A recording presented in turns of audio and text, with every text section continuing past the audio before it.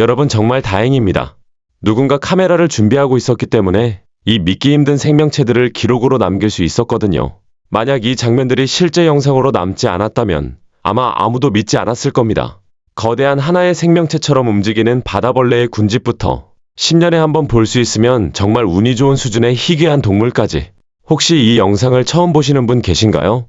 그렇다면 구독과 알림 설정 부탁드려요. 이번 영상에서는 실제로 촬영되지 않았다면 전설이나 괴담으로만 남았을 15마리의 놀라운 생명체들을 소개해드리겠습니다. 15위 크로스리버 고릴라. 크로스리버 고릴라는 흔히 실버백 고릴라로 알려져 있지만 정확히 말하면 아프리카에 서식하는 고릴라 아종 가운데 하나입니다. 이 고릴라는 주로 아프리카의 산악지대, 고지대, 그리고 울창한 숲에서 살아갑니다. 서부 고릴라와 비교하면 전체적으로 체구가 더 작습니다. 두개골, 턱, 손과 발 모두 상대적으로 작아서 야생에서 살아가는 데 필요한 신체적 이점이 줄어드는 단점도 안고 있죠. 이들은 사회성이 강한 동물로 과일과 식물, 다양한 초목을 먹고 살아갑니다. 하지만 몸집이 작다는 이유로 밀렵꾼들의 주요 표적이 되어 왔고 현재는 심각한 멸종 위기에 처해 있습니다. 문제는 단순한 밀렵만이 아닙니다. 산림 파괴와 서식지 감소, 그리고 여러 포식자들의 위협까지 겹치면서 이 종은 지난 20년 동안 급격히 개체수가 줄어들었습니다. 밀렵 시장을 근절하기 위한 큰 노력들이 이어지고 있음에도 불구하고 다른 동물을 노리고 설치된 덫에 크로스리버 고릴라가 우연히 걸리는 사고는 여전히 계속되고 있습니다. 그리고 안타깝게도 밀렵꾼들은 덫에 걸린 고릴라를 풀어주지 않습니다. 돈이 된다면 어떤 방식이든 상관없다는 게 현실이니까요. 14위 에덕스 하얀 영양. 에덕스는 외형만큼이나 존재 자체가 신비로운 영양으로 오랫동안 전설처럼 여겨져 온 희귀한 아종입니다. 보통 하얀 영양 또는 나선형 뿔을 가진 영양으로 불리는데 이름만 들어도 왜 그런 별명이 붙었는지 짐작이 가실 겁니다. 이 아름다운 생명체는 현재 위급한 멸종 위기 상태에 놓여 있습니다. 야생에 남아있는 개체수는 단 3마리뿐이라고 알려져 있는데 이건 과장이 아니라 실제로 보고된 수치입니다. 하지만 이 숫자가 곧바로 멸종을 의미하는 건 아닙니다. 전 세계의 보호구역과 사육시설 목장에서 약 2,000마리의 에덕스가 보호를 받으며 살아가고 있기 때문입니다. 어떤 개체들은 신성한 존재처럼 여겨지기도 하고 또 어떤 개체들은 매우 엄격한 관리 아래 보존되고 있습니다. 수컷의 체중은 보통 100kg에서 140kg 정도이며 암컷은 그보다 약간 가볍습니다. 어깨 높이는 95cm에서 115cm 정도입니다. 여기에 뿔까지 포함하면 전체 길이는 최대 180cm에 이르기도 합니다. 이 나선형 뿔은 보통 한 바퀴에서 3바퀴 정도 꼬여 있는데 나선이 많을수록 마치 현실에 존재하는 유니콘처럼 보이기도 합니다. 만약 실제로 에덕스를 본 적이 있다면 여러분은 정말 극소수의 행운아라고 할 수 있습니다. 13위 뉴질랜드의 바다벌레. 오늘은 유난히 유니콘 같은 존재들이 많이 등장하는 것 같네요. 이번에는 육지가 아니라 바다에 사는 이른바 바다의 유니콘입니다. 이 생명체의 정식 이름은 피로소마, 흔히 바다벌레라고 불립니다. 이들은 협력의 힘이 얼마나 대단한지를 보여주는 아주 특별한 사례입니다. 겉으로 보면 거대한 촉수 하나가 바닷속을 떠다니는 것처럼 보이지만 사실 이건 하나의 개체가 아닙니다. 수백, 수천 개의 아주 작은 개체들이 모여 만들어진 하나의 거대한 군집 생명체입니다. 이 각각의 개체를 주이도이드라고 부르는데 하나하나만 보면 거의 눈에 띄지도 않을 정도로 작고 평범합니다. 하지만 이 주이도이드들이 힘을 합치면 이야기가 달라집니다. 이들은 젤리처럼 투명한 관 모양의 구조를 이루며 깊은 바다를 이동하는데 겉으로 보면 마치 하나의 거대한 생명체처럼 보입니다. 이 군집은 상황에 따라 크기와 형태를 자유롭게 바꿀 수 있고 그 규모는 상상을 뛰어넘을 정도로 커지기도 합니다. 그래서 이 생명체를 바다의 유니콘이라고 부르는 이유도 바로 여기에 있습니다. 실제로 이 모습을 가까이에서 본 사람은 지구상에서도 극소수에 불과합니다. 대부분은 깊은 바다를 연구하는 가장 헌신적인 연구자들 뿐이죠. 12위 고대의 새 피카타르트. 이 새는 정말 놀라운 존재입니다. 외형부터가 이미 평범하지 않죠. 피카타르트, 정확히는 노란머리 피카타르트는 서아프리카 해안 인근의 열대우림에서 서식하는 새입니다. 하지만 조류학자나 전문가들조차 실제로 이 새를 직접 관찰하는 경우는 매우 드뭅니다. 이 새는 전 세계적으로 봐도 아주 독특한 특징을 가진 말 그대로 고대의 생명체에 가까운 존재입니다. 둥지를 떠난 이후 암컷과 수컷은 평생을 함께할 짝을 찾기 시작합니다. 이 과정은 상당히 오래 걸릴 수 있지만 한번 짝을 정하면 평생을 함께합니다. 이런 행동은 동물의 세계에서도 극히 드문 사례입니다. 최근 DNA 분석 결과에 따르면 피카타르트는 약 4천만 년 전에 살았던 생명체의 직접적인 후손으로 밝혀졌습니다. 즉, 현존하는 육상 생물 가운데 가장 오래된 계통 중 하나라는 의미입니다. 한때는 이 새가 이미 멸종했다고 여겨졌습니다. 1960년대 이후로 관측 기록이 전혀 없었기 때문이죠. 그러다 2003년 조류 관찰 여행을 이끌던 한 현지 가이드가 우연히 몇 마리를 발견하면서 상황이 바뀌었습니다. 그가 유일하게 아쉬워한 점은 이 놀라운 순간을 함께 증명해줄 목격자가 없었다는 것이었습니다. 만약 사진이 없었다면 사람들은 아마 그가 유니콘 같은 새를 봤다는 말을 쉽게 믿지 않았을지도 모릅니다. 다행히도 그는 사진을 남겼고 그 덕분에 이 전설 같은 새는 다시 세상의 존재를 드러낼 수 있었습니다. 11위 바키타, 지구에서 가장 위태로운 해양 포유류. 현재 지구에 남아있는 개체수가 30마리도 채 되지 않는 동물이 있습니다. 바로 바키타입니다. 이 종은 지금 이 순간에도 지구에서 가장 멸종에 가까운 해양 포유류로 꼽히고 있습니다. 잠깐만 생각해보세요. 한 종 전체가 고작 30마리 이하로 남아있다는 건 곧 전설과 기록 속 이야기로만 남게 될 수도 있다는 뜻입니다. 만약 인류 전체가 단 30명만 남았다면 여러분은 어떤 기분이 들 것 같으신가요? 바키타는 주로 음향 탐지를 통해 위치가 파악되는데 연구자들은 시각적 관측에도 많은 노력을 기울이고 있습니다. 비록 바키타가 어떤 감정을 느끼는지는 알 수 없지만 이들이 사회적인 동물이라는 사실을 외면하는 건 상황을 더 악화시킬 뿐입니다. 이들의 급격한 감소는 불법 어업과 부주의한 인간활동 때문이라는 점에서 인류의 책임이 분명합니다. 그리고 아이러니하게도 이제는 인간이 다시 나서서 과거의 실수를 바로잡아야 하는 상황이 되었습니다. 미국 캘리포니아에서는 바키타 회복위원회 같은 단체들이 전문 잠수 조직과 협력해 불법 어업을 추적하고 차단하려 노력하고 있습니다. 하지만 현실은 쉽지 않습니다. 매일같이 집중적인 감시가 이루어지고 있음에도 불법 어업은 좀처럼 줄어들 기미를 보이지 않고 있습니다. 그 결과 바키타는 지금 이 순간에도 조금씩 그러나 분명하게 지구에서 사라져가고 있습니다. 10위 고스트 샤크 유령 상어. 이 상어에 대해 알려진 건 사실 많지 않습니다. 그 이유는 아주 단순합니다. 이 생명체는 바다 표면 아래 약 1.6km에서 2.1km에 이르는 심해, 그것도 거의 심연에 가까운 곳에서 살아가기 때문입니다. 연구자들이 운 좋게 촬영한 영상 덕분에 우리는 이 생명체가 실제로 존재한다는 사실과 아주 제한적인 행동 정보만을 알고 있을 뿐입니다. 지금까지 이 상어를 직접 만져본 전문가는 단 한 명도 없습니다. 그 말은 곧 우리가 가진 모든 지식이 카메라의 해상도와 촬영 각도에 전적으로 의존하고 있다는 뜻이기도 합니다. 영상 분석을 통해 연구자들은 이 상어의 대략적인 크기와 성별, 그리고 전반적인 먹이 습성 정도를 추정할 수 있습니다. 하지만 이 생명체가 다시 깊은 어둠 속으로 사라지는 순간 우리가 더 알아낼 수 있는 건 거의 없습니다. 한때 이 유령 상어는 남반구에만 서식하는 것으로 알려져 있었습니다. 그런데 2017년 북반구에서 한 개체가 촬영되면서 이 가설은 흔들리기 시작했습니다. 이 변화가 해수온도 상승 같은 환경 변화 때문인지 아니면 원래부터 워낙 발견하기 어려운 종이었기 때문인지는 아직 아무도 확신하지 못합니다. 추가적인 증거가 확보되기 전까지 이 신비로운 생명체는 이름 그대로 계속해서 유령처럼 남아있을 수밖에 없습니다. 9위 채찍거미. 이제 막 거미에 대한 공포를 극복했다고 생각했는데 자연은 다시 한번 사람을 시험하는 것 같습니다. 겉모습만 보면 정말 무시무시한 이 생물은 사실 진짜 거미는 아닙니다. 이 점 하나만큼은 조금 안심하셔도 됩니다. 채찍거미는 채찍전갈이라고도 불리지만 거미도 아니고 전갈도 아닙니다. 이들은 블리피기라고 불리는 완전히 별도의 절지동물 분류군에 속합니다. 블리피기라는 이름은 둔한 혹은 납작한 배를 뜻하는 말에서 유래했는데 실제로 이들의 복부에는 꼬리나 독침 같은 구조가 없습니다. 20세기 초까지만 해도 이 기묘한 절지동물은 인간에게 전혀 알려지지 않았습니다. 하지만 발견된 이후 과학계는 이 생물의 능력에 큰 충격을 받게 됩니다. 사람의 생명을 구할 새로운 독도 아니고 총알을 막을 수 있는 강력한 실도 아니었습니다. 그 대신 로봇공학과 인공의수 의족 기술을 완전히 바꿀 수도 있는 놀라운 감각 능력이 발견된 것입니다. 연구 결과에 따르면 150종이 넘는 채찍거미가 집으로 돌아오는 능력, 영역 인식, 그리고 섬세한 사회적 상호작용을 보이는 것으로 확인되었습니다.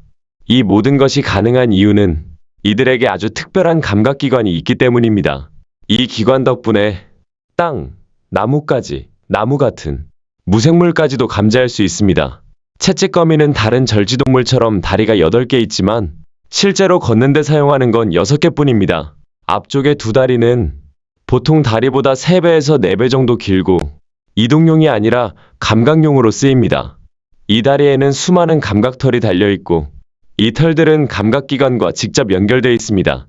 그래서 채찍거미는 마치 채찍을 휘두르듯 앞다리를 계속 움직이며 주변을 탐색합니다. 마치 시각장애인이 지팡이를 사용하는 것과 비슷하지만 이들은 단순히 만지는 것에 그치지 않습니다. 느끼고 맛보고 듣고 아직 인간이 완전히 이해하지 못한 정보까지 감지해냅니다. 이제 왜 이 생물이 채찍거미라는 이름을 갖게 됐는지 조금은 이해가 되시죠? 8위, 검은발 패럿. 검은발 패럿은 현재 위급한 멸종 위기종으로 분류되어 있으며 북아메리카에 서식하는 유일한 토종 패럿입니다. 한때는 수백만 마리에 달하는 개체가 북미 서부의 광활한 평원을 누비고 다녔지만 1960년대에 이르러 완전히 멸종한 것으로 여겨졌습니다. 그러나 1981년 아주 작은 개체군이 우연히 발견되면서 이 종의 운명은 극적으로 바뀌게 됩니다. 이후 번식 프로그램과 서식지 보호 정책, 그리고 제도입 노력들이 이어졌고 특히 스미소니언 보존생물학 연구소가 중심적인 역할을 하며 개체수 회복에 나섰습니다. 그 결과 검은발 패럿은 멸종 직전의 상태에서 벗어나 다시 서서히 개체수를 늘리는 데 성공했습니다. 이는 인간이 의지를 가지고 나설 경우 한 종을 지켜낼 수 있다는 대표적인 사례로 꼽힙니다. 하지만 아직 안심할 단계는 아닙니다. 이 종은 여전히 멸종위기 목록에 올라 있으며 상황은 매우 불안정합니다. 서식지 감소와 질병은 여전히 큰 위협으로 남아있고 이 동물들은 먹이의 거의 전부를 프레리도그, 그러니까 들개쥐의 군집에 의존합니다. 문제는 이 프레리도그가 해충으로 취급돼 제거되는 경우가 많다는 점입니다. 그 결과 검은발 패럿 역시 함께 사라질 위험에 처하게 됩니다. 충분한 자금 지원이 이루어지지 않으면서 여러 제도입 지역이 폐쇄되거나 방치되었고 이로 인해 종복원은 여전히 쉽지 않은 과제로 남아 있습니다. 7위, 점박이 쿠올, 일명 타이거 쿠올. 대부분의 사람들은 야생에서 타이거 쿠올, 즉 점박이 쿠올을 직접 볼 기회가 거의 없습니다. 하지만 이 희귀한 호주 토종동물은 실제로 카메라에 포착된 적이 있습니다. 연구진은 이 동물을 관찰하기 위해 외딴 지역과 도시 인근을 포함한 여러 장소에 움직임 감지 카메라 90대를 설치했습니다. 목표는 호주에서 가장 큰 육식성 유대류 중 하나인 타이거 쿠올의 모습을 기록하는 것이었습니다. 촬영된 영상 중 한 장면에서는 숲바닥을 조심스럽게 이동하는 쿠올의 모습이 보이고 그 뒤편에는 새 한 마리가 배경처럼 자리하고 있습니다. 또 다른 장면에서는 닭날개를 미끼로 사용한 카메라 앞에서 나무 그루터기를 기어오르는 모습도 포착됐습니다. 이렇게 총 9마리의 타이거 쿠올이 카메라에 촬영되었습니다. 이들은 열대우림과 건조한 숲, 그리고 해안지대까지 다양한 환경에서 살아갑니다. 과거에는 빅토리아주, 남호주, 남동부, 퀸즐랜드, 그리고 태즈메이니아까지 넓은 지역에 걸쳐 분포했지만 현재는 대부분의 지역에서 사라졌거나 극히 희귀한 상태입니다. 지금도 비교적 안정적인 개체수가 확인되는 곳은 뉴사우스웨일스주 북부 지역이 거의 유일합니다. 하지만 이 지역마저도 2020년 대형 산불로 큰 피해를 입었습니다. 타이거 쿠올은 태즈메이니아 데블과 가까운 친척 관계에 있는 토종 육식성 유대류로 현재 지구에 남아있는 가장 큰 육식 유대류 가운데 하나로 꼽힙니다. 6위, 보비돔. 보비돔은 아마 대부분의 분들이 처음 들어보는 이름일 겁니다. 하지만 이 생명체는 지구에서 가장 기묘하고도 섬뜩한 동물 가운데 하나입니다. 보통 벌레라고 하면 연약하고 무해한 생물을 떠올리기 마련이죠. 하지만 보비돔은 그 상식을 완전히 뒤집어 놓습니다. 보비돔은 정식 명칭으로는 유니스 아프로디토이스라 불리며 극도로 공격적인 해양 다모류입니다. 이 생물은 길이가 최대 3m까지 자랄 수 있습니다. 여기서 끝이 아닙니다. 보비덤은 매우 빠르고 수백 개의 날카로운 이빨을 가지고 있습니다. 벌레라는 단어에서 떠올리는 이미지와는 전혀 다른 존재입니다. 이 생물은 먹잇감을 포착하면 순식간에 몸을 날려 상대를 두 동강 내버릴 수 있습니다. 과장이 아니라 실제로 가능한 행동입니다. 더 무서운 점은 보비덤의 몸 전체가 자극성 강모, 그러니까 쏘는 털로 덮여 있다는 사실입니다. 이 털에 닿으면 해당 부위에 영구적인 감각 저하가 남을 수 있습니다. 말 그대로 한번 손상되면 다시 회복되지 않을 수도 있다는 뜻입니다. 보비덤은 바다바닥의 모래 속에 몸을 숨긴 채 먹잇감이 지나가기를 기다립니다. 가끔 머리만 살짝 내밀어 사냥할 만한 상황인지 확인한 뒤 적절한 순간이 오면 움직입니다. 이들은 몇 시간, 때로는 며칠, 심지어 몇 주 동안도 움직이지 않고 기다릴 수 있습니다. 그리고 한번 공격을 시작하면 그 사냥은 거의 실패하지 않습니다. 보비덤은 기다림 끝에 반드시 죽음을 가져오는 완벽한 매복 포식자입니다. 5위, 수마트라 코뿔소. 코뿔소가 멸종위기 목록에 등장할 때마다 마음이 무거워집니다. 지능이 높고 온순하며 인간에게도 비교적 우호적인 동물이기 때문입니다. 수마트라 코뿔소는 지구에 남아있는 코뿔소 가운데서도 가장 작은 종이지만 그 존재감만큼은 결코 작지 않습니다. 이 종이 이렇게 위기에 몰린 가장 큰 이유는 다름 아닌 뿔입니다. 뿔을 노린 밀렵으로 인해 인간과 수마트라 코뿔소 사이에는 잔혹하고도 끊임없는 악순환이 이어져 왔습니다. 보호구역을 벗어난 지역에서는 머리가 잘린 채 발견되는 사체도 드물지 않게 목격됩니다. 밀렵과 서식지 파괴는 이 종의 개체수를 급격히 감소시킨 가장 직접적인 원인입니다. 문제는 이 상황이 좀처럼 나아질 기미를 보이지 않는다는 점입니다. 뿔에 대한 수요와 그로 인해 발생하는 막대한 돈, 그리고 이를 부추기는 빈곤 구조가 존재하는 한 밀렵은 쉽게 사라지지 않습니다. 이로 인해 지난 20년 동안 수마트라 코뿔소의 개체수는 절반 이상 줄어들었습니다. 이 현실은 인간의 개입이 이미 너무 늦은 건 아닐지 우려하게 만듭니다. 이제 필요한 건 사후 대응이 아니라 사고방식 자체를 바꾸는 근본적인 접근입니다. 그렇지 않다면 이 우아하고도 위대한 생명체는 머지않아 지구에서 완전히 사라질지도 모릅니다. 4위, 일리피카. 일리피카는 중국 북서부 지역에만 서식하는 고유종 포유류로 1983년에 처음 발견됐습니다. 발견 당시에는 잠시 연구가 이루어졌지만 이후 거의 잊혀진 존재가 되었고, 시간이 흘러 2014년 연구자들은 매우 충격적인 사실을 알게 됩니다. 일리피카의 개체수가 빠른 속도로 줄어들고 있다는 것이었습니다. 그 원인으로는 기후변화의 영향이 가장 유력하게 지목되고 있습니다. 현재 이 종은 멸종위기종으로 분류되어 있으며 전문가들은 앞으로 5년 안에 위급한 멸종위기 단계로 넘어가거나 아예 멸종할 가능성도 있다고 보고 있습니다. 더 안타까운 점은 2014년 이후 단 한 차례도 추가 관측이 이루어지지 않았다는 사실입니다. 이 때문에 이미 야생에서 사라졌을 가능성도 완전히 배제할 수 없는 상황입니다. 이 이야기를 듣는 것만으로도 가슴이 아파옵니다. 일리피카는 짧은 귀를 가진 토끼를 닮은 외형을 하고 있어 그 존재가 더욱 안타깝게 느껴집니다. 귀엽다는 사실이 현실을 바꾸지는 못하지만 마음을 더 아프게 만드는 건 분명합니다. 이 종에 대해서는 아직도 알려진 정보가 거의 없습니다. 생태나 행동 양식에 대한 연구도 극히 제한적입니다. 일반적으로는 낮에 활동하는 종으로 알려져 있지만 서식 환경에 따라 야행성 행동을 보이기도 합니다. 번식 횟수도 많지 않습니다. 1년에 한두 번 정도만 새끼를 낳기 때문에 개체수 회복이 매우 느릴 수밖에 없습니다. 다른 피카류와 마찬가지로 바위지대에서 살아가며 사회성이 강한 동물이지만 의사소통 소리는 거의 들리지 않습니다. 3위, 다윈 여우. 여우는 원래도 지능이 높고 영리하며 아름답고 사회적인 동물로 잘 알려져 있습니다. 그 중에서도 다윈 여우는 색감부터가 유난히 인상적인 아주 희귀한 종입니다. 이 여우는 진화론으로 유명한 찰스 다윈의 이름을 따서 명명되었습니다. 그 배경에는 흥미로운 일화가 하나 있습니다. 다윈이 남아메리카의 칠로의 섬 해안을 따라 험한 바위 지형을 오르던 중 한 여우의 굴을 발견하게 됩니다. 그곳에서 여우 한 마리가 호기심 가득한 눈으로 다윈을 바라보고 있었다고 합니다.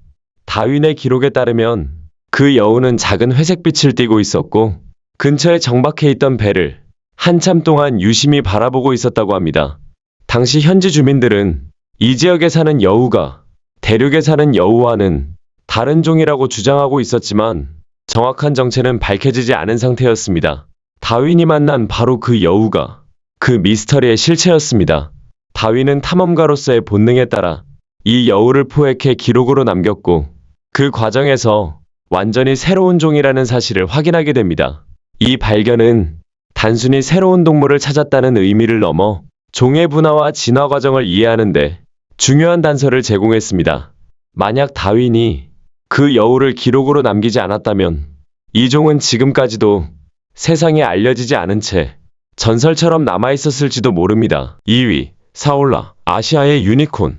사올라는 지구에서 가장 희귀한 육상 포유류로 알려져 있습니다.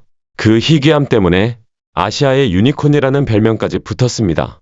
이 동물은 너무 드물어서 마지막으로 제대로 촬영된 영상이 2013년에 남아있고 그 이전 기록은 무려 15년 전으로 거슬러 올라갑니다. 즉 평균적으로 10년에 한 번 볼 수 있을까 말까한 존재라는 뜻입니다. 외형은 아프리카 사바나에 사는 영양을 떠올리게 하지만 사올라는 최대 50cm에 달하는 길고 곧은 뿔 한 쌍을 가지고 있습니다.